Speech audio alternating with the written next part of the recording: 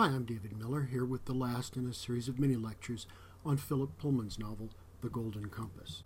Today's topic, The Stairway to Heaven. During Lyra's stay in Svalbard, the elder bear Soren Iserson tells her about Lord Asriel's exile, the house he designed, the laboratory and equipment he assembled. The welcome referred to in the chapter title comes as a shock to Lyra. When Lord Asriel sees her standing in the doorway of his house, he shouts, "No!" staggers back and tries to send her away. He calms down when he sees Roger. The high point of the chapter is Lyra's interview with her father. He is amazingly brutal, beginning with his reply to the question, "You're my father, ain't you?" "Yes," he says. "So what?" We've seen nothing like this in our earlier readings. Shakespeare's Lord Capulet was angry and threatening, but at least he cared. Of course, Lord Asriel's reaction when he first sees Lyra will reveal that he cares a bit more than this show of blank indifference might suggest. For now, though, he remains arrogant, powerful, and aloof. Not quite deified, but acting as if he expects to be at any moment. And to look ahead for just a moment, isn't that what the symbolism of the novel's ending suggests? Lord Asriel performs a ritual of child sacrifice and then walks up into the sky. These two actions are equivalent in a way. After all, one of the purposes of child sacrifice is to deify the father in the first place. Think about it. How do you know that God is the Father? In A Midsummer Night's Dream, Shakespeare's Theseus says to Hermia, "To you your father should be as a god." He means she should obey her father's word as absolute law. But remember that the patriarchal daughter also owes the father a death because he is the source of her life, like a god. It's like a rule of reciprocity. To you your father should be as a god because to you God should be as your father. This means there's a terrible irony in the way the Golden Compass ends. Lyra has done everything in her power to eliminate the system of child sacrifice that she discovers in her world. But when she arrives to rescue her father, she unwittingly brings him the sacrificial victim he needs. And that victim is the very friend she came so far and risked so much to save. These ironies reach beyond the first book of the trilogy. It will take all 3 volumes to work out their implications. The most disturbing thought, the one I would ask you to ponder, is that Lord Asriel is not alone in requiring the sacrifice of Roger. After all, who is finally in control of this story?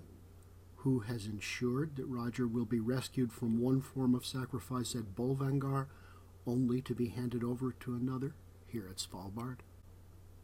The answer is Dust. Throughout the Golden Compass, Dust has guided Lyra's quest from the beginning, revealing to her everything she needed to know just when she needed to know it, but also withholding from her the one clue that would have saved Roger. The prophecy says she has to act in ignorance, and now we know why. Dust keeps her in ignorance for the same reason. So Dust itself recognizes that Roger has to die in order for the universe to be saved. As I said, this all plays out in the subtle knife and the amber spyglass. Meanwhile, we're still back in Svalbard with Lyra and Lord Asriel on the night before the sacrifice takes place, and they're beginning a conversation in which Lyra's father will make the main themes of the story quite explicit. They talk about dust.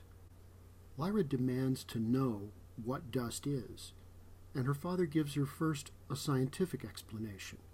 It's a special kind of subatomic particle discovered by a Russian scientist named Rysakov. Then he gives her the theological explanation. They open the Bible and read from Genesis chapter 3. This isn't the King James translation, however. The Bible in Lyra's universe contains references to Adam and Eve coming to know the true form of their demons. This is a momentous scene of reading, one that pulls the Bible itself clearly into the orbit of Pullman's fictional world and stands the traditional reading of the Adam and Eve story on its head. This is transvaluation with a vengeance. From theology, we proceed to castration. Lord Asriel uses the word explicitly to refer to the process of cutting practiced by the General Oblation Board, and he connects it to the medieval church practice of castrating boys to preserve their singing voices. Lyra misses something crucial in her father's explanations. He tells her that splitting a child from its demon releases a tremendous surge of energy. It's like splitting an atom of hydrogen. So they missed what it could do, he says of the gobblers, and they never thought of harnessing it. Later, he tells Lyra that his plan is to build a bridge through the Aurora to cross over into another universe. At this point, Lord Asriel still thinks that dust is equal to sin and death, so he plans to find the origin of all dust and destroy it. Death is going to die, he tells Lyra. But in order to build this bridge, it needs a phenomenal burst of energy. That's where the alarm bell should go off in Lyra's mind, but she doesn't put two and two together until the next morning, when she discovers that Lord Asriel has left and taken Roger with him. The chapter ends when he tells Lyra, to her surprise, that he neither wants nor needs the alethiometer, and sends her to bed bewildered by all she has heard. The last two chapters of the novel are short and move quickly. In many ways, the conversation with Lord Asriel has been the novel's true climax, not of the action, but of the gradual unfolding of the mysteries on which the story is built. Novels, as a genre, depend on the discovery of something that has been hidden, whether it's the truth about Pip's great expectations or the truth about Bigger Thomas's connection to other human beings. In almost any novel, part of the author's craft lies in the way he plays the forward movement of the action against the gradual unfolding of what has been hidden. This is a main source of what we call suspense. In The Golden Compass, there is still more to be revealed after Lyra's talk with Lord Asriel, but that conversation reveals so much, it ties together so many threads of the story, that it does serve as a climactic moment in the gradual discovery of hidden truth. The two short chapters that follow bring the events of the action to a comparable climax, moving swiftly to the close. Chapter 22 opens with Lyra awakening to discover the double betrayal named in the chapter title. Lord Asriel has betrayed her, and she, unknowingly, has betrayed Roger. She leaves immediately with Yorick and the armored bears in pursuit of her father's sled as it ascends to a high mountaintop. This setting is dramatic in many ways, but it also belongs to the pattern of biblical typology we've discussed so often. When God tells Abraham to sacrifice Isaac, he doesn't really tell him to do it out on Highway 61. He tells him to go to the top of Mount Moriah. Lyra wants to play the role of the angel who arrives just in time to prevent the sacrifice, but this time the intervention fails, and she winds up holding Roger in her arms in a pose reminiscent of Michelangelo's great sculpture, the Pietà. On the way to this rendezvous with the northern lights on an Arctic mountaintop, Lyra and the armored bears find themselves under attack from Mrs. Coulter and her Tartar soldiers. This is the first of two obstacles that strip away Lyra's guardians, leaving her finally alone except for Pantaleimon. The second obstacle is the ice bridge that Yorick cannot cross. Lyra just makes it, then collapses in the snow. The chapter ends with three simple words: Lyra was alone.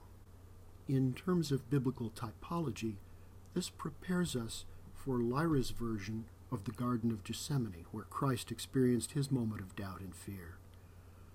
"I can't go on," she tells Pan. "I'm so frightened and so tired all this way, and I'm scared to death. I wish it was someone else instead of me. I do, honestly." Lyra recovers, and they go on. The scene they witness on the mountaintop is stunning, visually stunning, as the lights of the aurora dance in the sky they are almost close enough to touch, with a shining city brightly visible beyond, while all around them are cliffs plunging down into the icy darkness of the Arctic Sea. It offers a spectacular climax to the action as well, complete with fierce combat and sexual passion, and a theological version of nuclear fission. A jet of pure energy released like an arrow from a great bow shot upward from the spot where Lord Asriel had joined the wire to Roger's demon. The sheets of light and color that were the aurora tore apart. A great rending, grinding, crunching, tearing sound reached from one end of the universe to the other. There was dry land in the sky. Even the symbolism of the scene is spectacular. Here the revelation of the heavenly city from the Book of Revelations is described as a cosmic penetration in which the hymen of the universe is torn. If the sexual symbolism of this passage isn't explicit enough for you, don't worry. It is immediately followed by the arrival of Mrs. Coulter on the scene. She and Lord Asriel fall into a passionate embrace before Lyra's astonished gaze. If you recall what I said about the psychoanalytic notion of the primal scene when we studied the Philadelphia story, then perhaps you'll recognize that Lyra at this moment is a kind of cosmic counterpart to Dinah Lord. Just as Lyra's personal quest to learn the mystery of her own origin expands to take in the origin and fate of the cosmos itself, so her version of the primal scene stages the sexual union of her parents against its cosmic equivalent, the defloration of the sky. Now, of course, this is a book for young readers, so you aren't going to get the X-rated version of the scene. The sexual encounter is displaced twice, once into the heavens, and again onto the demons of the adults locked in a fierce embrace. His hands, still clasping her head, tensed suddenly and drew her toward him in a passionate kiss. Lyra thought it seemed more like cruelty than love, and looked at their demons to see a strange sight. The snow leopard, tense, crouching with her claws just pressing in the golden monkey's flesh, and the monkey relaxed, blissful, swooning on the snow. It is more like cruelty than love. Lyra is unable to comprehend the meaning of what she's witnessing. This is always how it is with a child who witnesses the primal scene. Understanding comes only later, if at all. For Lyra, this scene represents everything she must transform in the rest of the trilogy. It is a cosmic unveiling and a vision of human love that both demand cruelty. Her job as a storyteller will be to revise this scene. She must bring her parents back together in a very different kind of union, and she must heal the breach between parallel worlds through which Dust is so gallantly streaming. Before she walks into the stars to undertake this extraordinary quest, there is one more revelation, one final insight into the mysteries of life that will motivate Lyra's renewed journey. If they think Dust is bad, Pan tells her, it must be good. Lyra and Pan have believed that Dust is bad simply because all the adults in their world think so. We've heard them all talk about Dust, and they're so afraid of it, and you know what? We believed them. Even though we could see that what they were doing was wicked and evil and wrong, we thought Dust must be bad too because they were grown up and said so. This is the moment when Lyra and Pan break through their own mental sky, tearing the veil that has kept them from the truth. It is a kind of moment most of us experience at some point. When we're children, adults define the world for us. They tell us what is and isn't real. But at some point, usually in adolescence, we experience what in social psychology is called a gateway moment, an experience in which we mentally pass beyond the boundaries of reality as it has been defined for us by adult authority figures. When this happens, we take up an independent relationship to reality. We take responsibility for our own knowledge of the world rather than simply accepting what we've been told. This is a turning point in the process that gives this course its title, Coming of Age. The Golden Compass closes with Lyra's gateway moment, and in a brilliant symbolic image, she and Pan walk quite literally out of the only world they've ever known into an unfamiliar reality that shines down on them from the sky like the first sunrise at the beginning of time.